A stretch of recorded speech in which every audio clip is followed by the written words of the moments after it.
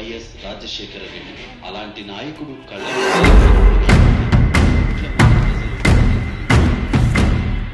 అబ్బబ్బబ్బబ్బా ఏం జనాలు సార్. ఒక రాజకీయ నాయకుడు చనిపోతే ఇంతమంది జనాలు రావడం నేను ఎప్పుడు చూడలేదు సార్. బతుకున్నప్పుడు రాజులో బతికాడు, చావుతో దేవుడయ్యాడు. సార్, వైఎస్ఆర్ గారు అబ్బాయి జగనే సీఎం అవుతాడని అందరూ అనుకుంటున్నారు సార్. అతనికి మద్దతుగా 150 మంది ఎమ్మెల్యేలు సంతకాలు చేసి ఢిల్లీకి లెటర్ కూడా పంపించారట.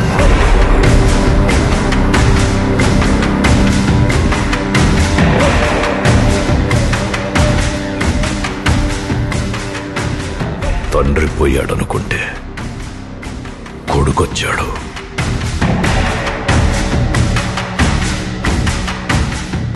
ఇప్పుడున్న సెంటిమెంట్కి వాడు సీఎం అవడం ఖాయం. అదే గనక జరిగితే మన పార్టీకి చాలా నష్టం అండి. తండ్రి చావే వాడి రాజకీయ బలమైతే దాన్నే వాడి బలహీనతగా మార్చండి. తండ్రి శవాన్ని పక్కన పెట్టుకుని సంతకాలు సేకరించి శవ రాజకీయాలు చేస్తున్నాడని నమ్మించండి. సార్, జనాలు నమ్ముతారంటారా సార్? ఒక అబద్ధాన్ని వార్త చేసి ఆ వార్తని 100 సార్లు చెప్పిందే చెప్పి ఇది నిజమని నమ్మించడానికి మన టీవీ ఛానళ్లు, న్యూస్ పేపర్స్ కూడా ఉన్నాయి కదా. ఇలాంటి టైంలో బురద చల్లడం అవసరమా సార్?